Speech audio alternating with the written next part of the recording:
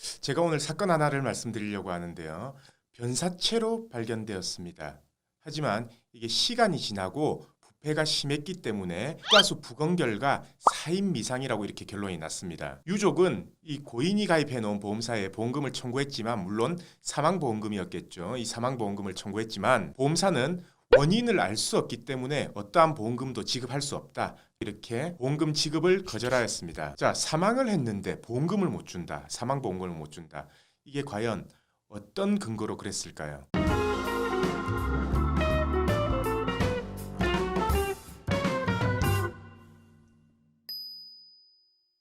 안녕하세요. 매일 새로운 정보를 드리는 채널 보상가배상TV입니다. 자, 오늘은 제가요 사망보험금에 대해서 말해볼 건데요. 인트로에서 제가 말한 게 과연 사실일까요? 사실입니다.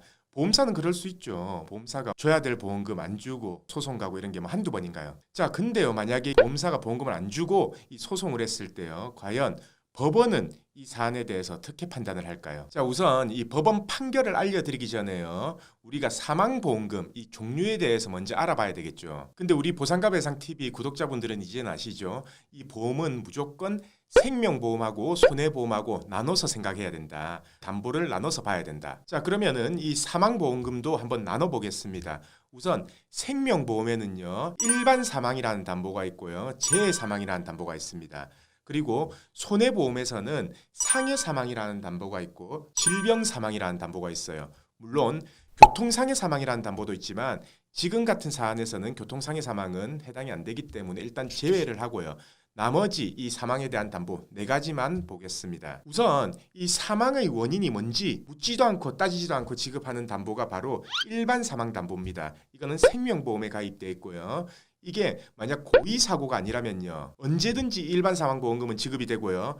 만약에 이게 고의사고, 즉 자살이라고 하더라도 2년이 지나게 되면은 이 일반 사망보험금에서는 보험금이 지급이 됩니다. 그럼 이런 변사체 사고, 아무리 사인 미상이라 하더라도 일반 사망보험금이었다면 지급이 됐겠죠. 근데 이 고인이 가입한 보험은 일반 사망보험금이 아니었습니다. 자, 그럼 이제 사망에 대한 담보 3개가 남았죠. 재해 사망, 상해 사망, 그리고 질병 사망. 재해 사망이나 이 상해 사망은요, 이 3요소가 부합을 해야 됩니다. 바로 급격, 우연, 외래, 이 요인이 부합을 해야 되는데요. 쉽게 말해 급격하게 외부의 충격으로 사망을 해야지만 이 재해 사망이나 상해 사망에 해당이 된다는 겁니다. 이런 것들은 바로 추락, 충격, 약물 중독, 그리고 익사, 사고사 이런 것들이 되겠죠. 그리고 이 질병 사망은요, 말 그대로 한국 질병 표준 사인 분류에서 구분되는 질병으로 인해서 사망했을 경우 지급되는 보험금입니다. 자, 그럼 아무 원인도 밝혀지지 않은 원인이 사인 미상인 사망은요, 재해나 상해에 포함될까요? 아니면 질병에 포함될까요? 솔직히 저는 그렇게 생각합니다.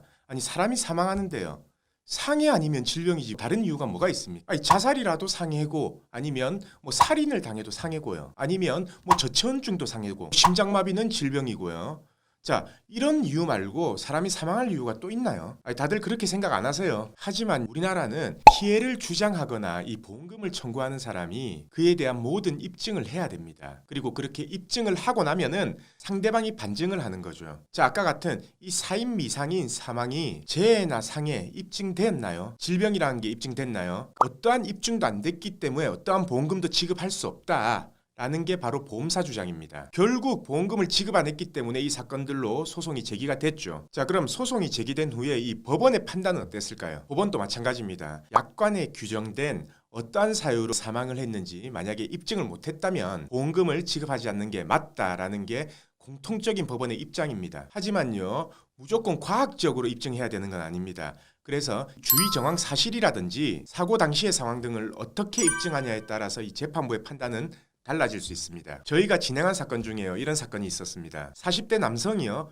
영산강 강변에서 발견이 됐습니다. 시간이 지난 후에 발견됐기 때문에 결국 국가수 부검에서도 사인 미상이라는 결론이 나왔었어요. 유족은요, 이 상해 사망 보험금을 청구했고요, 당연히 보험사는 보험금을 부지급했습니다. 제가 말했었죠. 조금이라도 자살이 의심되는 사고에서 보험사가 단 한 건도 보험금을 지급하는 걸 본 적이 없다고요. 자, 이 사건도 마찬가지입니다. 보험사가 보험금을 부지급했고요. 부지급한 이유는 이렇습니다. 사인 미상이기 때문에 어떻게 사망했는지에 대한 입증이 전혀 없다. 당연히 상해 사망에 대한 입증은 없고, 만약에 유족이 주장하는 익사라고 하더라도 이거는 자살일 가능성이 높다. 고의 사고기 때문에 보험금을 지급하지 않는다. 라고 이렇게 재판 과정 중에서도 계속해서 주장을 했고요. 만약 우리가 이 사건을 위임받아서 물가에서 발견됐기 때문에 익사일 가능성이 높다라고만 일관되게 주장을 했다면 이 사건은 패소할 수도 있었습니다. 하지만 저희는 이런 사실들을 입증을 했죠. 자, 휴대폰 위치 추적 결과 마지막으로 전파가 잡힌 시간이 새벽때였고 바로 출근 시간대였습니다. 자, 고인이 회사로 걸어가는 지점에서 강변이 있었던 점,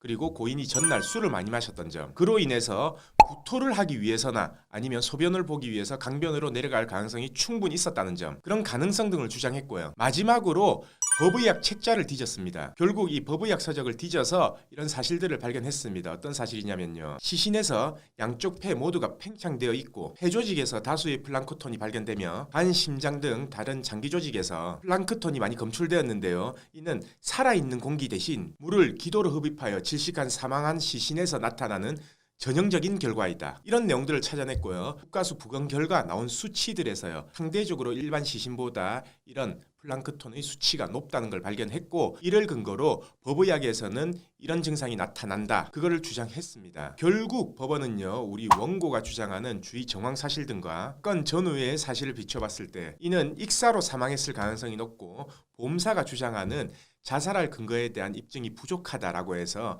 우리에게 보험금을 지급해라 이렇게 판결을 했습니다. 이런 겁니다. 보험사가 안 된다고 해서요 무조건 포기하면 안 된다라고 제가 수차례 말씀드렸습니다. 그거는요 실컷 보험료만 내고요 보험금을 받는 내 권리는 전부 포기해버리는 거와 마찬가지인 거예요. 그래서 이런 사건이 있는 경우 그리고 주위 분들에게 만약에 이런 사실이 있다라고 한다면요 무조건 전문가의 조언을 한번 구해보는 거를 추천드리길 바랍니다. 자, 그럼 오늘은 다소 무거운 주제로 얘기해봤고요. 오늘은 여기까지 하고 내일도 새로운 주제로 오겠습니다. 오늘 방송 끝까지 봐주신 구독자분들 감사드립니다.